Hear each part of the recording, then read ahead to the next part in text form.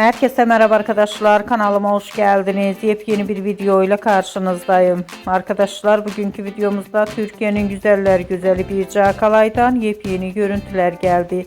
Birce Akalay'ın muhteşem rengarenk görüntülerini sizler için YouTube kanalımda video halinde sunuyorum. Umarım beğenirsiniz. Arkadaşlar, videomu beğendiyseniz kanalımı izlemeyi ve bildirim butonuna basmayı unutmayın. Şimdilik benden bu kadar olsun. Yeni videomuzda görüşmek üzere. Hoşça kalın.